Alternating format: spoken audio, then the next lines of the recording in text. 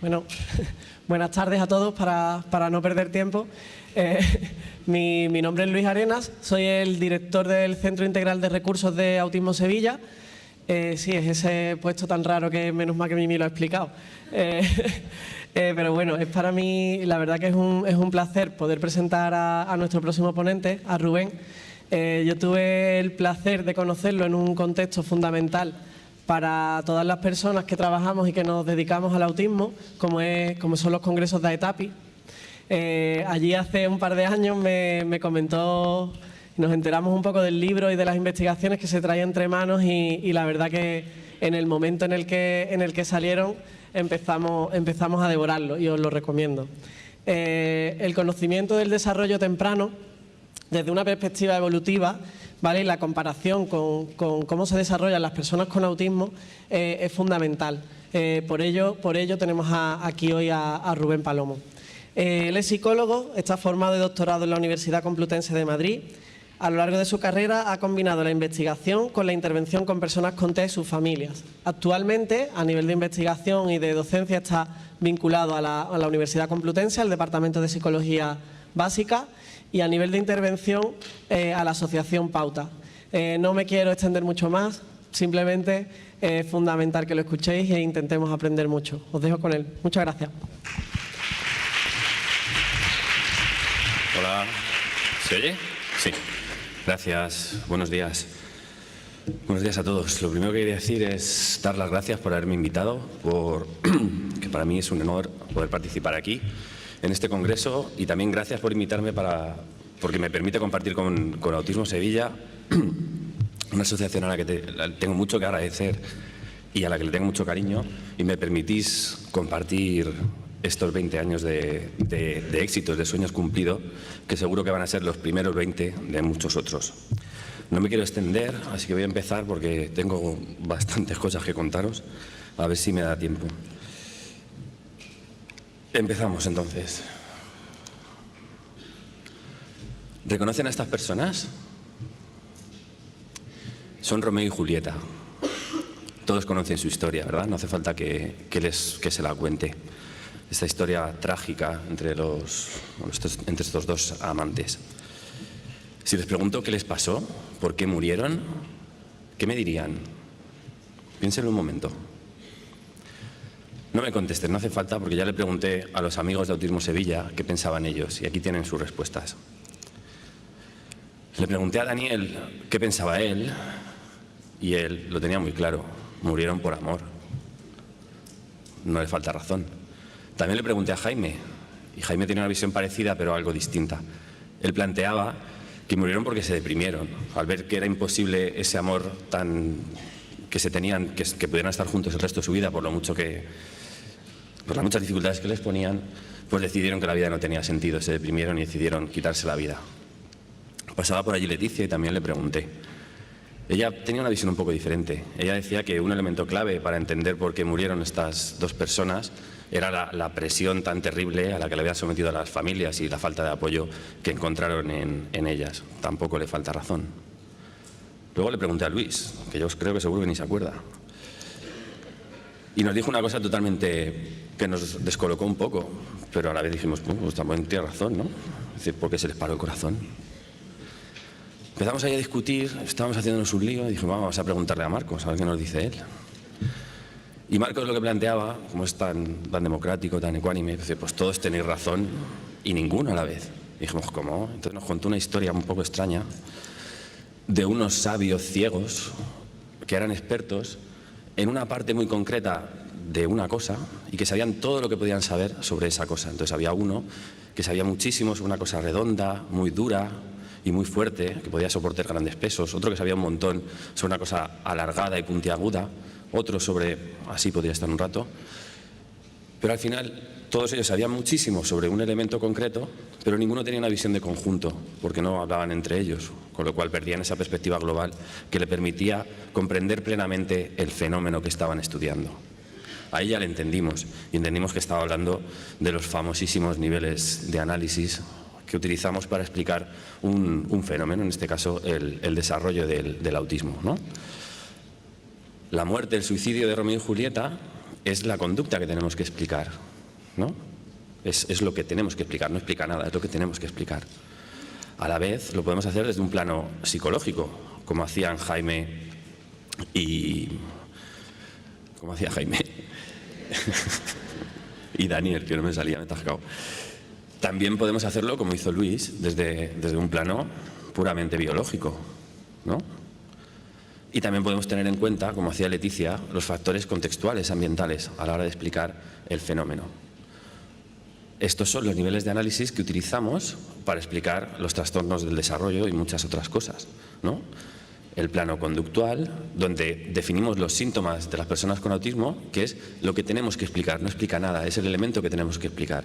Actualmente los síntomas están definidos por los manuales diagnósticos internacionales, el DSM-5 y de momento la CIE-10, ¿no? Donde se recogen el conjunto de síntomas que definen el trastorno, en el que no voy a entrar, pues todos conocéis, ¿no? Serían las alteraciones en el ámbito de la comunicación y la interacción social y el repertorio distinguido de conductas e intereses. Eso es lo que tenemos que explicar.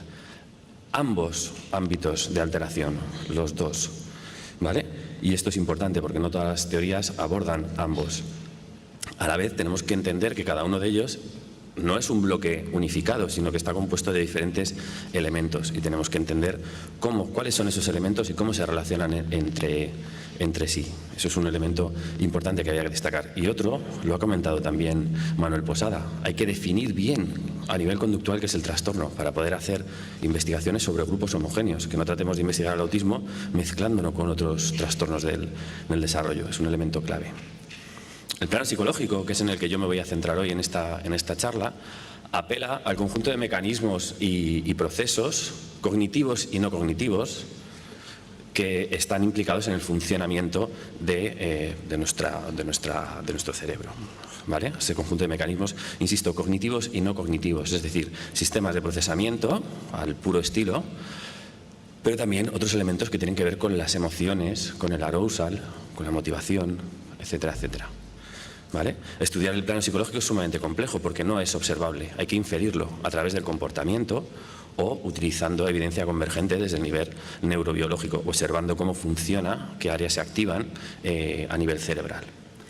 El siguiente de los planos sería el plano neurobiológico, que contiene elementos tanto descriptivos de cómo se organiza el sistema nervioso central, como explicativos de los mecanismos y procesos neurobiológicos que permiten el funcionamiento del cerebro. El entorno es otro elemento crucial que no siempre se tiene en cuenta cuando tratamos de explicar un trastorno del desarrollo. Hay modelos que en absoluto lo tienen en cuenta, hay otros que le dan un valor pleno y hay otros que están entre medias. Generalmente se reconoce su valor, pero luego no entra plenamente como un elemento clave en las explicaciones del trastorno. Y eso es un elemento también importante a tener en cuenta. Ya tenemos el marco para tratar de abordar algo tan complejo como la explicación del autismo, pero tenemos que añadirle algún elemento más. Uno es pensar en cuál es la relación entre los diferentes planos de análisis, ¿vale? Y en ese sentido, los modelos más clásicos se han guiado por este planteamiento, ¿no? En el que plantea que son las alteraciones neurobiológicas las que van afectando al desarrollo de los procesos psicológicos que tienen como consecuencia las manifestaciones conductuales que son las que observamos en los chicos con autismo. Es decir, plantean una dirección de abajo a arriba, unidireccional, con un elemento causal único que explicaría la heterogeneidad de los trastornos. Y en este modelo, no en otros, como ven, el ambiente juega tiene un papel poco relevante.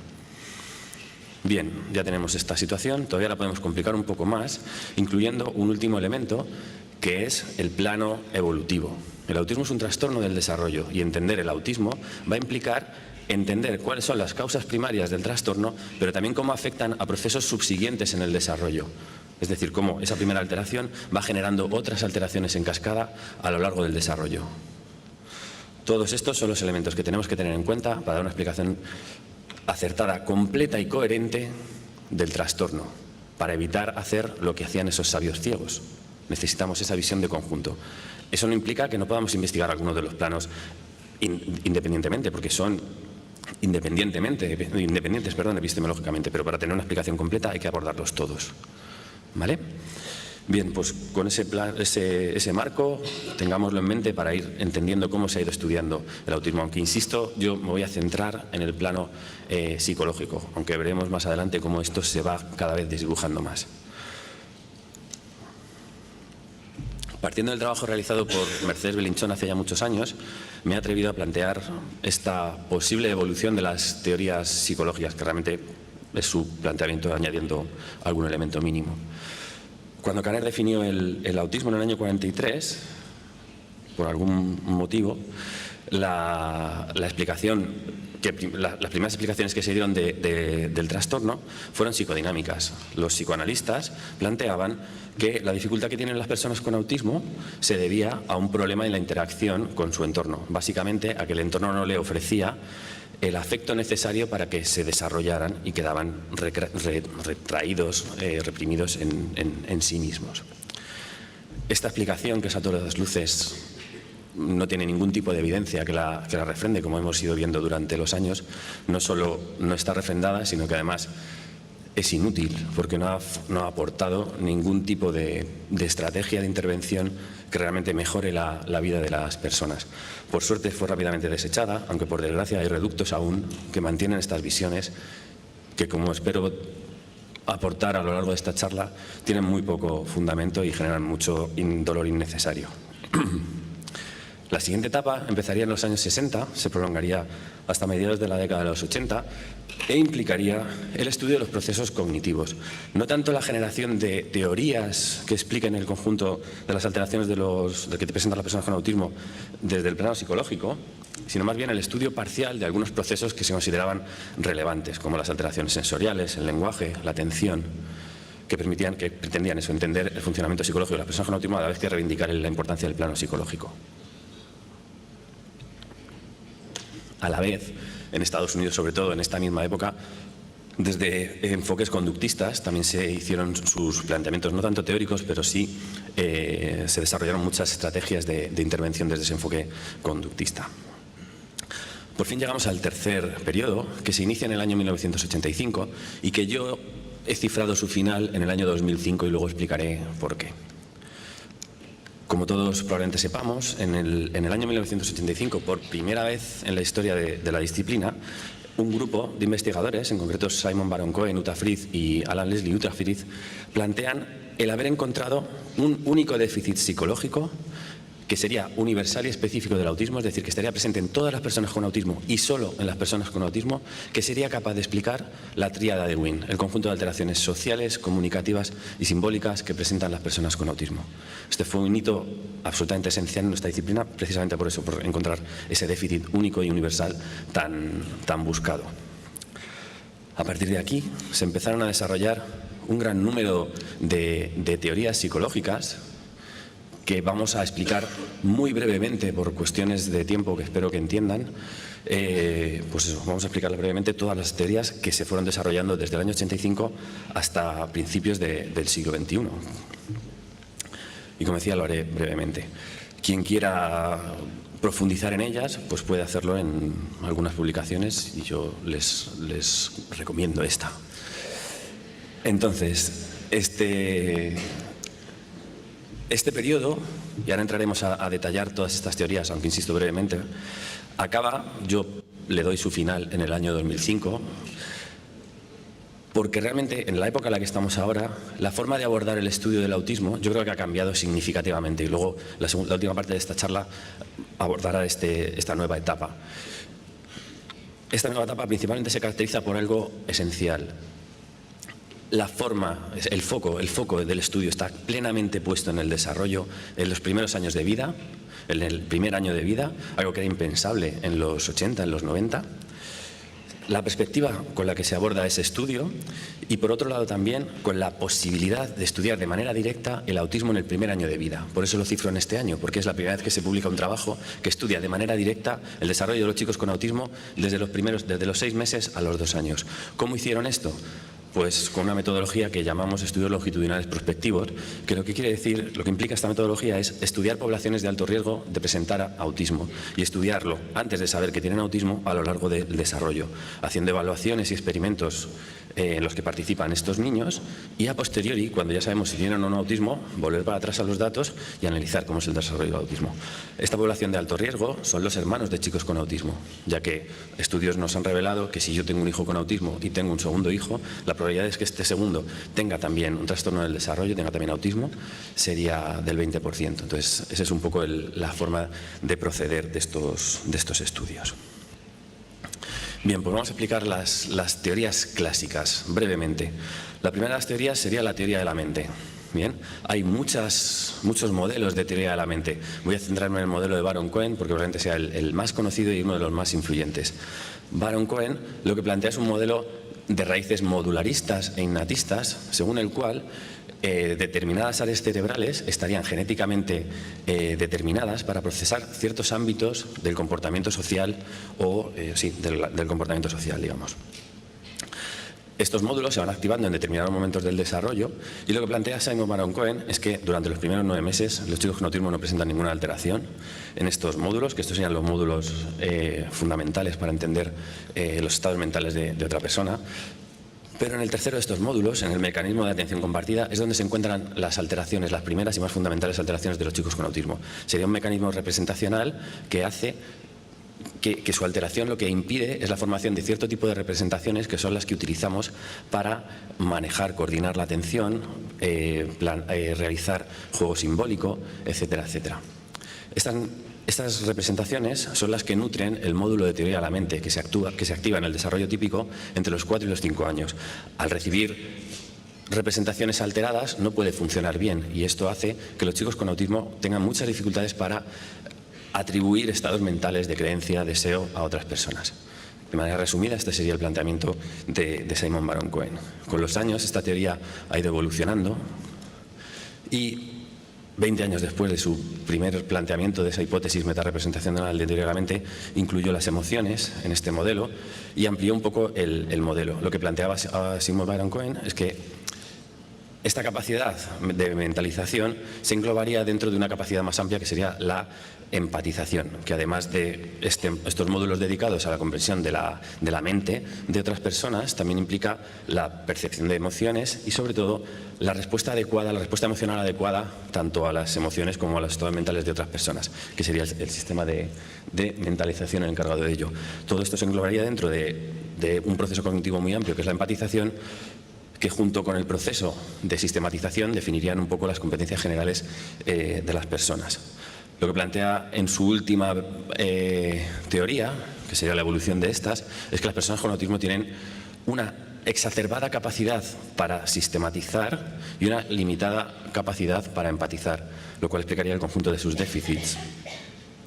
Y plantea que el problema surge en el desarrollo intrauterino por un exceso de testosterona.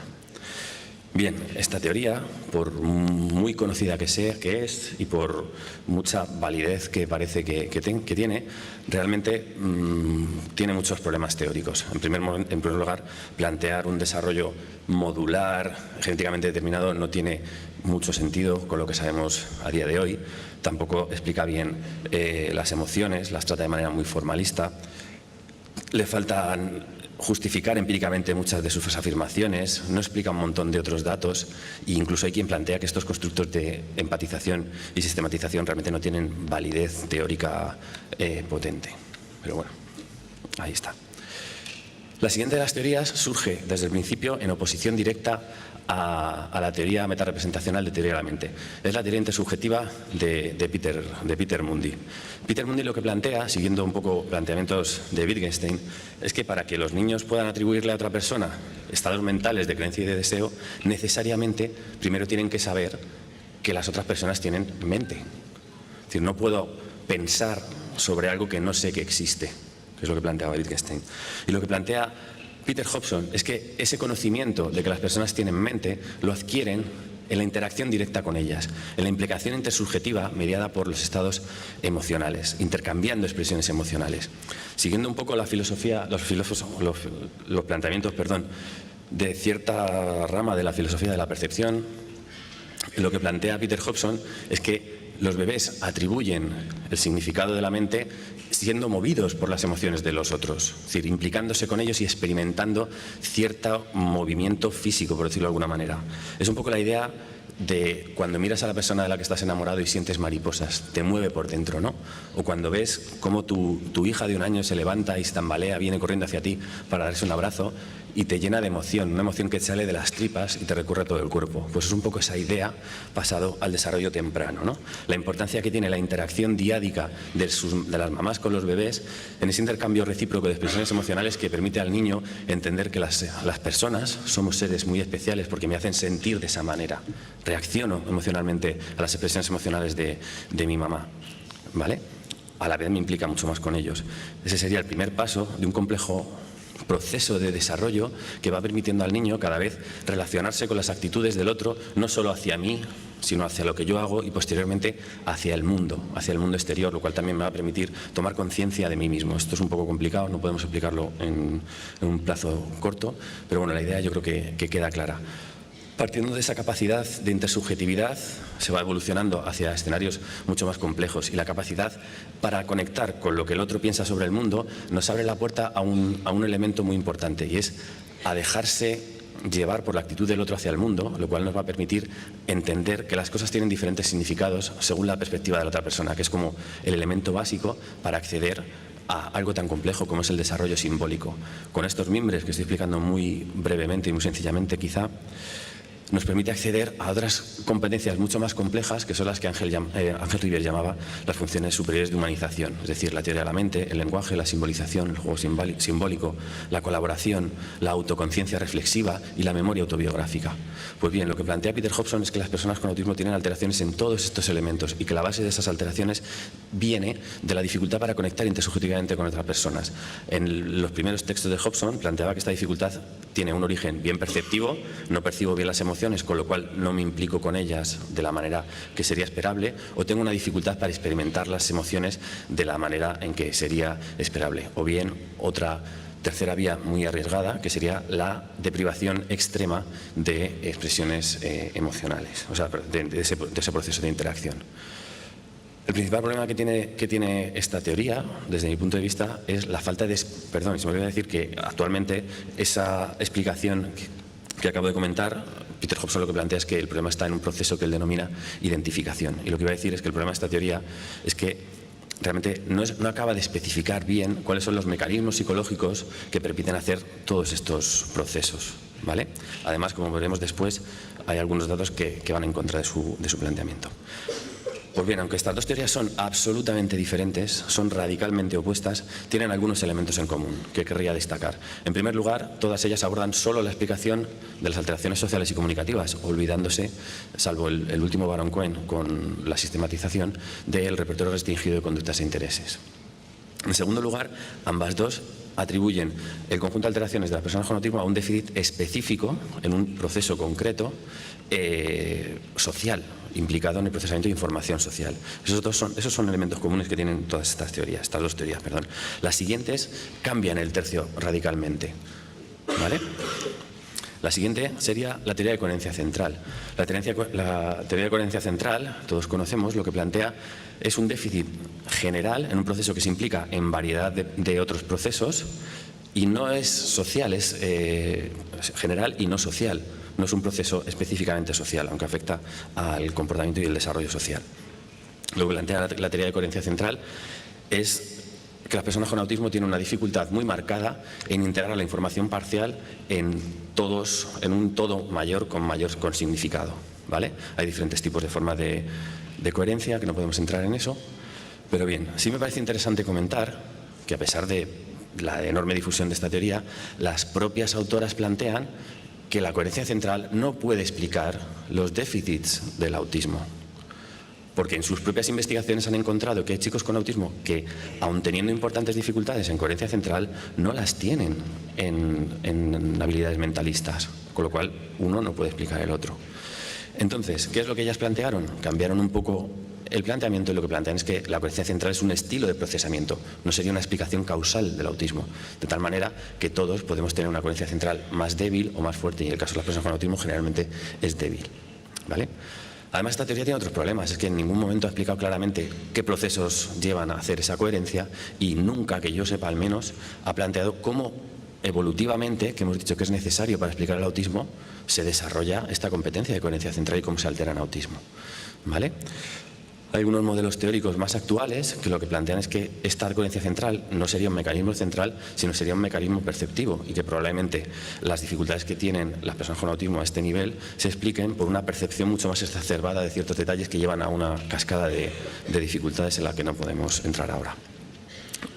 La otra teoría generalista no social es la teoría de las funciones ejecutivas. Las funciones ejecutivas son un conjunto de mecanismos y procesos psicológicos que se implican en la organización de la conducta dirigida a una meta, orientada hacia el futuro, y que se plantea que están sustentadas por los lóbulos frontales. Es un término paraguas que engloba muchos procesos. Estos serían algunos de los más importantes, ¿no? La planificación, la inhibición, la flexibilidad, la monitorización, la generatividad, la memoria operativa también podríamos incluirla. Esta teoría surge de encontrar que cuando se plantean pruebas de teoría de la mente, de percepción de emociones y de función ejecutiva en ciertos grupos de personas con autismo, las dificultades en función ejecutiva son mucho mayores que las dificultades en las otras dos áreas, con lo cual llevo a pensar a estos investigadores de que quizá estas alteraciones en función ejecutiva podrían explicar el conjunto de otras alteraciones junto con el repertorio restringido de conductas e intereses. Muchos años de investigación nos han permitido ir ajustando cómo es el perfil de alteración en funciones ejecutivas de las personas con autismo, en el que no puedo entrar, pero también nos han permitido aprender dos cosas, o quizá alguna más, pero bueno, destacaría dos. No parece que la alteración en función ejecutiva sea una alteración específica de las personas con autismo, puesto que se da en muchos otros trastornos del desarrollo. Valga como ejemplo la explicación que da Barclay del trastorno por déficit de atención con hiperactividad basada en la alteración en funciones ejecutivas. Es decir, las personas con hiperactividad tienen una alteración muy marcada en funciones ejecutivas. Y otra de las cuestiones muy importantes es que no se ha encontrado, cuando se ha estudiado el procesamiento ejecutivo en niños pequeños con autismo, no se ha encontrado, en algunos estudios, bastantes estudios, no se han encontrado alteraciones ejecutivas en edades muy tempranas, lo cual quiere decir que aunque está claro que las personas con autismo tengan una dificultad en función ejecutiva, esta no es la causa primaria, es secundaria. De hecho, algunos autores actuales muy relevantes, como Mark Johnson, lo que plantea es que quizá las funciones ejecutivas no son un déficit en el autismo, sino un factor protector, en el sentido de que serían dos procesos independientes, el causal que sea y la función ejecutiva, y si yo tengo una buena capacidad ejecutiva, esto servirá de factor que atempere, digamos de alguna manera, los déficits que yo tengo en otros procesos, que sirva para generar procesos compensatorios en mayor medida si no tengo déficits que si sí los tengo. ¿Vale? Otro de las teorías sería el déficit en imitación y la alteración en cascada. Esta teoría surge también en la misma época, a principios de los 90, si bien no deriva de la investigación, sino de la reflexión sobre lo que se ha publicado en ese momento. Los autores, Rogers y Pennington, lo que plantean es que los déficits que parece que son básicos en autismo, que tendrían que ver con la imitación temprana, con la conexión intersubjetiva a través del intercambio de emociones y con la teoría de la mente, todos tienen en común un elemento, que sería que todos implican, aunque en grado progresivo de complejidad, formar y coordinar representaciones sobre uno mismo y el otro. Para imitar, yo observo lo que tú haces y programo un movimiento semejante. La conexión intersubjetiva implica que pongamos la misma emoción tú y yo. Atribuirte estados mentales implica que yo pienso sobre lo que tú piensas, que es coordinar ese tipo de representaciones mentales. Este modelo lo que plantea es que el primero de los procesos en verse afectados sería la imitación, que como parece que demostró Meltzoff, los bebés desde muy temprana edad, desde horas después de nacer, son capaces de imitar algunos movimientos. Lo que permitiría es que esta capacidad de imitación temprana permitiría conectar con las emociones del otro. ¿Cómo? Pues imitándolas, ¿no? Con esa mímica facial automática. Esto generaría alteraciones en la competencia intersubjetiva, exactamente iguales que las que plantea Hobson. Asumen la posición de Hobson, salvo por la causa de esa dificultad en intersubjetividad. Ellos plantean que no es perceptiva o experiencial, sino que tiene que ver con la imitación. Y a partir de ahí se genera ese déficit en cascada que hemos ido viendo. Desde el año 2001, con el trabajo de Williams y sus colaboradores, que detectaron, lo que plantearon es que estas dificultades en imitación podrían explicarse en base a la alteración en el sistema de neuronas espejo. Esas neuronas, organizadas en diferentes núcleos cerebrales, que sirven que se activan tanto cuando yo realizo una acción como cuando observo a otro realizarla. A este sistema de neuronas espejo se le ha atribuido infinidad de funciones de todo tipo, pero probablemente su función principal sea la de contribuir a la comprensión de la acción intencional, es decir, al para qué realizo una acción, ¿vale? ¿Por qué? Porque hay primates que tienen neuronas en espejo y no imitan, con lo cual parece que la función principal no va a ser la imitación, aunque sería otro de los elementos, al menos en los humanos y en algunos otros primates, muy, muy relevantes. ¿Cuál es el problema de esta teoría? Primero es que debería actualizarse y revisarse en base al gran cantidad de conocimiento que se ha publicado desde el 91. Hicieron una pequeña revisión, pero creo que deberían hacer una revisión mucho más global. Otro de los problemas es que recientemente un estudio escandinavo, sueco si no recuerdo mal, en el que sigue longitudinalmente a más de 64 niños durante el primer año de vida, niños con desarrollo típico, y observa la capacidad de imitación con un diseño experimental absolutamente riguroso y magnífico, y no encuentra que los niños sean capaces de hacer esa imitación neonatal. Por otro lado, las tan nombradas sistemas de neuronas espejo, que sin duda tienen un papel fundamental en el desarrollo de la cognición social, parece que igual no son la respuesta a la alteración de las personas que presentan las personas con autismo. Por muchas razones que destaca Antonia Hamilton. En primer lugar, plantea que la imitación no es un concepto unitario. La imitación se puede parcelar en la mímica facial, en la imitación pura y dura, en la emulación del objetivo, del resultado, conceptos que a lo mejor debería explicar pero que no tengo tiempo. La idea es que la imitación implica muchas competencias. Si yo tengo una alteración en el sistema de neuronas espejo, todas deberían estar alteradas y no es el caso. Las personas con autismo no presentan esa dificultad en todas ellas. Pueden imitar acciones sobre objetos que tú le pidas. Tienen más dificultades con la mímica facial y con otras, pero se entiende la idea. Además, Antonia Hamilton plantea que en una revisión de 25 trabajos sobre las neuronas espejo, los resultados son mixtos, no todos encuentran alteraciones, ¿vale? De hecho, plantea que muchas de las técnicas que se han utilizado, salvo la resonancia magnética funcional, pues el EEG de las ondas Mu, la magnetoencefalografía, etcétera, podrían estar mostrando activaciones de áreas que no son los sistemas de neuronas espejo. Pero también encuentran resultados muy contradictorios. Encuentran alteraciones en neuronas espejo en chicos que no tienen dificultades en imitación, lo cual es un poco extraño. Bien, ahí lo dejo. Otro de los elementos importantes, perdón, que se me olvidaba, es que el sistema de neuronas espejo se nutre de un sistema perceptivo, de la activación del surco temporal superior, que es el área del cerebro que está implicada directamente en el procesamiento del movimiento biológico, que es el que se implica en el seguimiento de la mirada, en el procesamiento de las expresiones emocionales dinámicas, que son todas, o de la acción. Y lo que plantean grupos como el de Felfrey es que la alteración está en la información que le llega al sistema de neuronas espejos. Ya me están avisando que voy fatal, así que voy a correr un poco. La siguiente de las teorías, estas serían las teorías clásicas, todas ellas, que muchas veces nos olvidamos de Peter Hobson, serían las teorías quizá más modernas dentro de este bloque, que serían las que se han desarrollado ya en el siglo XXI. La más potente y uno de los referentes actuales es la teoría de la motivación social de Geraldine Dawson, cuyo trabajo creo que hay que reconocer que se nutre del trabajo previo de autores tan importantes como Peter Mundy. Lo que plantea esta autora es un poco cómo se desarrolla el cerebro social en el desarrollo típico. Básicamente lo que plantea es que una serie de neuropéptidos, como son la oxitocina y la vasopresina, activan y modulan el sistema dopaminérgico de recompensa. Básicamente, estos neuropéptidos lo que hacen es promover la conducta social y a la vez activar el sistema de recompensa, que daría un valor positivo a las interacciones con las personas, a las personas.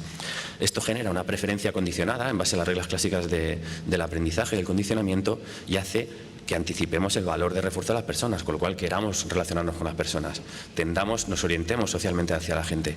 Esto genera que nuestros sistemas perceptivos se especialicen en el procesamiento social.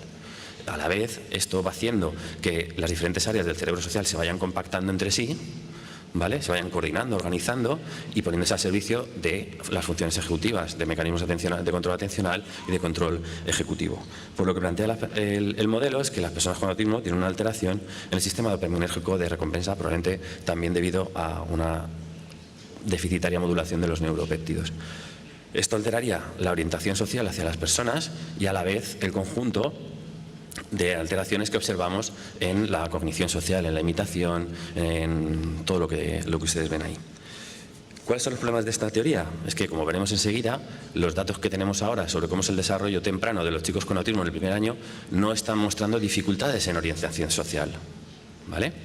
No las están encontrando y a la vez tampoco parece que sea la orientación social la que genere un déficit en cascada en el resto de procesos que tenemos ahí, porque parece que se van desarrollando en paralelo, aunque se retroalimenten, pero no ellos, los dos segundos, no dependerían de la orientación social.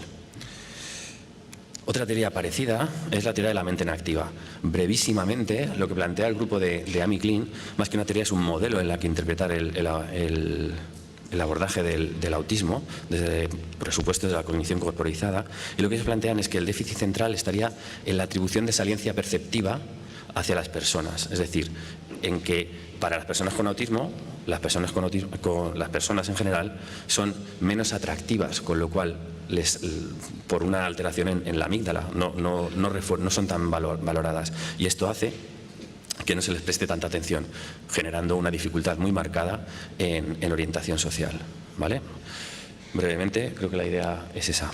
¿Qué pasa? Que incluso sus propios datos no parece que indiquen que los chicos con autismo, en este trabajo en el que han seguido longitudinalmente a chicos con autismo que estaban atendiendo, este es un estudio hecho con Eye Tracker, en el que los investigadores lo que analizaban es dónde miraban los chicos cuando veían escenas sociales. Y aquí tenéis la foto.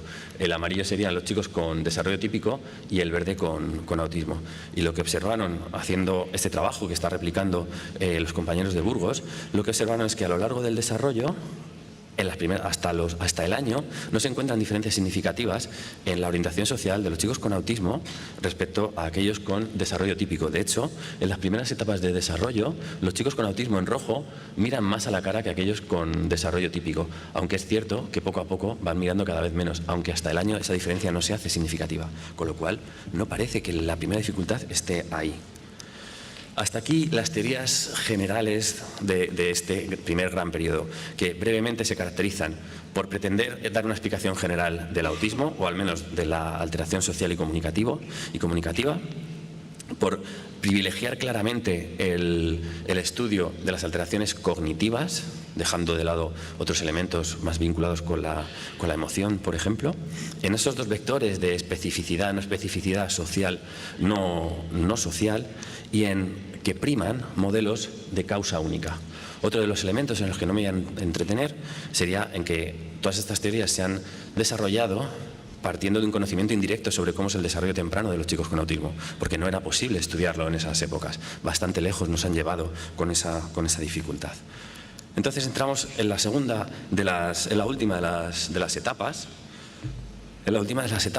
que es en la que nos encontramos actualmente. ¿Qué define principalmente esta etapa?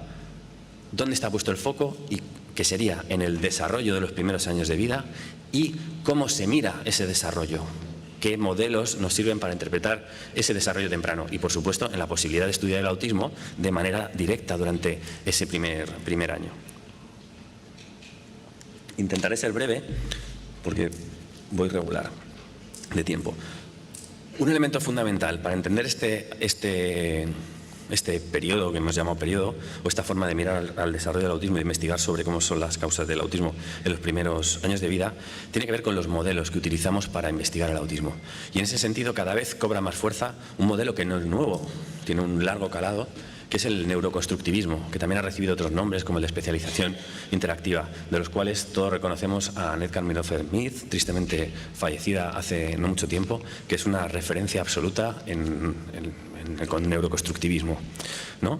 Lo que plantea el neuroconstructivismo es que el desarrollo, valga la redundancia, se construye, que la clave para entender el desarrollo es el propio desarrollo, el desarrollo en sí.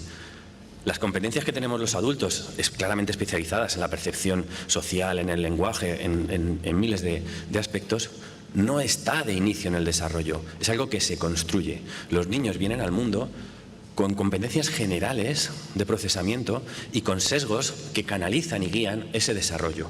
Un ejemplo muy claro, la percepción de caras, que es absolutamente central en la cognición social, ¿no? Por lo que plantean investigaciones claramente es que se desarrolla a partir de un sesgo perceptivo que orienta la atención hacia configuraciones que tienen dos puntos negros y otro debajo que coincide con cómo son las caras, ¿no? Los ojos y la boca. Y a partir de ahí prestamos más atención y se producen otra serie de desarrollos. Otro ejemplo muy claro para entender la importancia del desarrollo son los procesos de especialización en concreto de estrechamiento perceptivo. Cuando los niños nacen son capaces de percibir todos los sonidos de todas las hablas, de todos los lenguajes del planeta. Los niños de 6 meses pueden discriminar sonidos tanto del japonés como del indio como del español. Bien, a medida que avanzan en su desarrollo se especializan en el lenguaje de su entorno. que no tiene por qué ser el suyo genético. Y al final del primer año ya no son capaces de hacer esa discriminación entre sonidos que eran capaces de hacer cuando eran más pequeños. Es decir, se han ido especializando en el procesamiento de la información con la que han interactuado. Otro elemento importante en el neuroconstructivismo es entender la relación de interdependencia que se establece entre los procesos. Una alteración pequeña en un momento temprano del desarrollo puede generar alteraciones muy grandes en procesos posteriores del desarrollo. ¿Vale? Esa es la idea. Una alteración por el propio proceso de desarrollo puede generar déficits en cascada en competencias posteriores. Un poco la idea que plantean los neuroconstructivistas es un escenario bastante complejo, en el que, de nuevo, insisto, el desarrollo está en el centro de la explicación que podemos dar a los trastornos del desarrollo. Las personas con autismo vienen al mundo con una alteración biológica de base, la cual, en la interacción con sus otras competencias y con el entorno, se va moldeando, va cambiando, se va maleando y va generando otras alteraciones en los procesos que dependen de esta. ¿Vale? En ese sentido, esa alteración se combina con otras, generando otro tipo de alteraciones, y hay procesos de adaptación que reducen esa alteración. Todo ello, insisto, en el desarrollo, en la interacción con el ambiente físico y el ambiente social, y eso da lugar al autismo. Este escenario es sumamente complejo y nos permite, yo creo, entender la complejidad que existe para encontrar causas primarias sobre el autismo, porque el propio proceso de desarrollo la entremezcla con otros procesos. Entonces, eso es un proceso realmente complicado de hacer. Lo que plantean los neuroconstructivistas es que alteraciones de base muy pequeñas en la dosis genética, en los procesos de organización cerebral, de conexión entre neuronas, de poda neuronal, etcétera, etcétera, puede generar alteraciones mayores en otros elementos a nivel de los sistemas neurales y, por tanto, implicando al procesamiento cognitivo, cambiando la estructura cerebral, la relación entre los diferentes áreas cerebrales, etcétera, etcétera. Por eso, desde posiciones neuroconstructivistas que entienden que el desarrollo modela y moldea las propias competencias, no tiene sentido establecer una conexión directa entre una alteración básica y un fenotipo, como a veces tratamos de hacer con la genética. No tiene mucho sentido para el neuroconstructivismo pensar que vamos a ser capaces de encontrar un gen que nos explique el autismo, porque lo que explica el autismo es el propio proceso de desarrollo, en el que esa alteración es fundamental, pero entra en juego otro montón de elementos. ¿Vale? Y uno de esos elementos es el contexto. El neuroconstructivismo da un papel esencial al contexto, a la interacción con las otras personas y a la interacción con el entorno físico y a la interacción entre los diferentes procesos entre sí. No establece esa relación unidireccional que planteábamos al principio a la hora de los modelos de análisis, sino que es muchísimo más recíproca. ¿Vale? Estos modelos nos permiten entender por qué, por ejemplo, dos chicos que son hermanos gemelos que comparten la misma dosis genética, uno tiene autismo y otro no, porque está el proceso de desarrollo implicado en esa evolución del trastorno.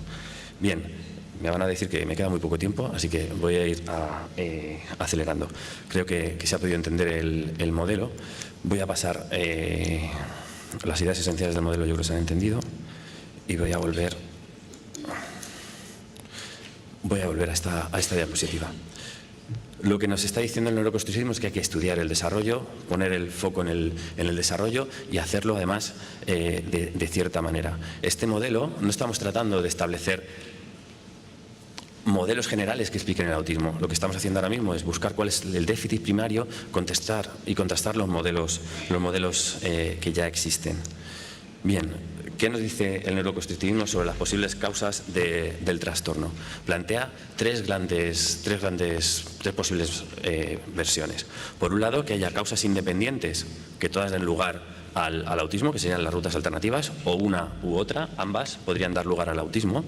Otra que sería la de los efectos acumulativos, en la que dos elementos convergen y generan el autismo, que será más grave cuanto más elementos o cuanta más severa sea la alteración en estos.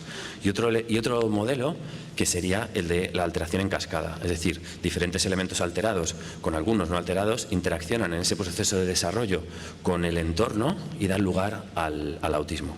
Las investigaciones de estos grupos, en el que han tratado de ver si dos procesos, por ejemplo, la del desenganche atencional y el seguimiento de la mirada, la respuesta a la atención conjunta, uno es explicado por el otro, si el desenganche explica la las dificultades en seguir la mirada, lo que han visto es que estos procesos no se explican el uno por el otro, sino que los dos contribuyen al desarrollo del autismo. ¿Eso qué quiere decir? Que parece que este modelo no podría explicar esos resultados. No parece que haya rutas alternativas diferentes al desarrollo del autismo. Y el que plantee este modelo tiene una dificultad importante, y es explicar de qué manera dos elementos totalmente distintos dan lugar al mismo trastorno. Eso es un tema bastante complejo. Por lo tanto, el neuroconstructivismo plantea que la posibilidad de explicar estaría en estos dos lugares.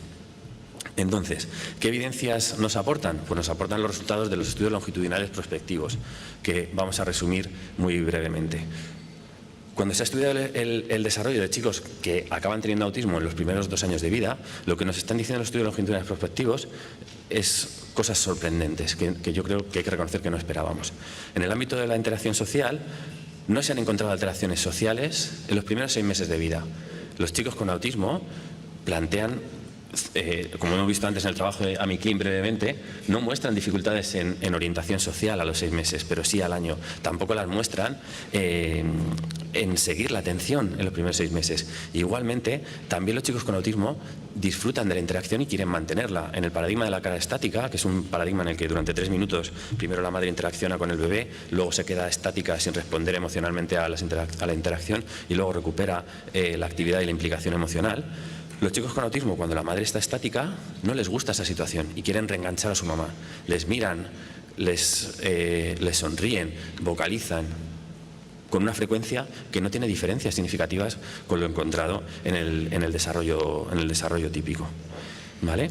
También encontramos dificultades a la hora de responder a la interacción social, pero estas no se encuentran en los primeros 6 meses de vida.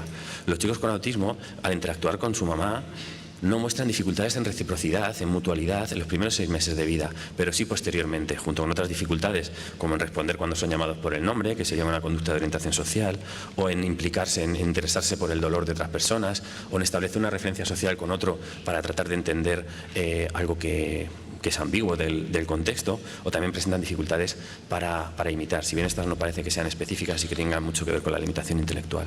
También encontramos dificultades en el lenguaje, claramente en el lenguaje expresivo y no tan claramente en el receptivo, probablemente por la variedad de perfiles que pueda haber dentro del autismo, el trastorno del espectro del autismo. Y también encontramos algunas dificultades en el ámbito de la conducta repetitiva y la tipicidad sensorial, que no voy a detallar para ir avanzando. También se han evaluado no tanto las tareas clásicas de función ejecutiva, porque no se han evaluado claramente, que yo sepa al menos, la inhibición o la memoria operativa, pero sí la flexibilidad, sí se ha estudiado en cierta profundidad el desenganche atencional, la capacidad para, una vez que estás atendiendo a un estímulo y aparece otro interesante, cambiar tu atención y llevarla al otro. A los 6 meses, salvo un trabajo, ninguno ha encontrado alteraciones en la capacidad de desenganche atencional a los 6 meses de vida, pero sistemáticamente sí que se encuentra una alteración, o sea, una vinculación entre la dificultad, el empeorar en tu capacidad para desenganchar la atención entre los 6-7 meses y los 12-14, el que cada vez seas peor y tardes más en desenganchar la atención, correlaciona claramente con el que recibas un diagnóstico de autismo posteriormente. También se han encontrado dificultades a nivel motor, pero estas parecen que se explican más por las alteraciones globales que presentan una gran parte de los chicos con autismo, o se restringen a algún subgrupo de autismo, no es algo específico del trastorno. ¿Qué nos dicen estos resultados? En primer lugar nos aportan evidencia claramente en contra de los modelos de orientación y motivación social, que predicen una alteración muy importante en estos elementos en los primeros 6 meses de vida, y no la estamos encontrando. Por otro lado, lo que observamos no es una alteración única y clara, sino una alteración en diferentes procesos, la mayoría de ellos vinculados al desarrollo del cerebro social, a competencias vinculadas a la cognición social, como la orientación social, la percepción, bueno, las que hemos estado viendo, pero también alteraciones a nivel de desenganche atencional, de repertorio restringido de conductas e intereses, o de alteraciones sensoriales sutiles, con lo cual parece que no hay una causa única, que quizá hay un efecto difuso durante el primer año de vida que afecta a una variedad de procesos y de funciones y de mecanismos que parecen compactarse principalmente, pero no solo, durante el segundo año de vida en lo social, en el ámbito de lo social. Eso es lo que parece que nos están diciendo estos datos. A la vez hay que tener cuidado, porque la mayoría de los estudios longitudinales prospectivos lo que hacen es comparar el desarrollo de chicos con autismo con chicos con desarrollo típico. Y muchos chicos con autismo tienen además discapacidad intelectual. Y ese es un grupo que no todos los estudios está contemplando. Entonces, hay que tener cuidado con la especificidad de los resultados, también con la generabilidad, en el sentido de que estudiar hermanos de chicos con autismo implica necesariamente, en principio, a nivel genético, una causa distinta que aquellos que han sufrido una mutación rara, ¿no? Porque aquí hay una clara heredabilidad. Esos son elementos importantes que nos están diciendo los datos, ¿vale? Entonces, y ya con esto estoy acabando. ¿Vale? Entonces, ¿qué es lo que nos están diciendo estas teorías? Pues lo que decíamos, que probablemente la cosa esté por aquí y probablemente sea algo tan complejo como esto. Pero aún así, seguimos sin ser capaces de explicar la enorme heterogeneidad de estos datos, porque hemos presentado alteraciones en múltiples procesos. ¿Qué plantean estas teorías para tratar de entender cómo es esta heterogeneidad a nivel de los procesos psicológicos que se alteran? Pues lo que plantean es descender un poquito en esos niveles de análisis y poner el foco en los procesos, en el funcionamiento cerebral, en cómo funcionan los diferentes sistemas neurales responsables de estos procesos. Y en ese sentido, y soy muy breve, lo que plantean algunos modelos muy especulativos pero muy interesantes es que quizá una forma de entender esa amplia heterogeneidad en las alteraciones biológicas, de las que probablemente mañana nos hable José Ramón Alonso, sería entender que muchos de estos genes que encontramos alterados en autismo convergen en las vías a las que afectan, en las vías en relación a las vías que permiten el desarrollo cerebral, el córtex cerebral, en los intrauterino y en los fetos. Parece que estas vías estarían afectando, por un lado, a la plasticidad cerebral y, por otro lado, a la transcripción, a los controladores, digamos, de la transcripción neural. De tal manera que parece que podría haber en el periodo prenatal alteraciones importantes en el desarrollo del córtex cerebral y después, o sea que estos genes afectarían a esos procesos de desarrollo del córtex cerebral y a nivel después del nacimiento parece que estarían afectando principalmente a aquellos elementos que están vinculados con reducir la densidad sináptica, con esa poda neuronal. También hay otros modelos que lo que están planteando es que quizá el núcleo de convergencia sea la sinapsis, que muchos de estos genes podrían converger a ese nivel sináptico. Lo que se ha encontrado en modelos animales es que la alteración en el balance de excitación e inhibición de los procesos sinápticos puede tener repercusiones importantes en el comportamiento social y en el desarrollo de ciertos procesos psicológicos. Y lo que estos modelos plantean es que esa alteración sináptica podría alterar la conexión entre diferentes redes cerebrales, lo que conocemos como la teoría de la conectividad, ¿no? Esa excesiva conexión en algunas áreas y esa hipoconexión en algunas áreas. Y parece que estos modelos tiran por ahí y algunos datos con espectroscopía lo que nos indican es que realmente las personas con autismo entre los 6 y los 24 meses están manifestando alteraciones de conectividad ya a esas edades tan tempranas, ¿vale? Con lo cual parece ser que, bueno, aquí tenemos algunos modelos que nos están ayudando a entender ese conjunto tan complejo. Si me dais 2 minutos, acabo. ¿Por dónde tiran las cosas ahora? Por estos elementos, entre otros muchos, ¿no? Nuevas herramientas. Se están desarrollando nuevas herramientas para poder estudiar este desarrollo temprano de manera directa, como la espectroscopía con rayos infrarrojos cercanos, o posiblemente en breve no vamos a tardar en ver la combinación de diferentes herramientas, como el eye tracker que nos presentaba Peter esta mañana, junto con el electroencefalograma. También se están dando mucho peso a los modelos animales, de los que seguro que nos va a hablar José Ramón porque es un experto en ese tema.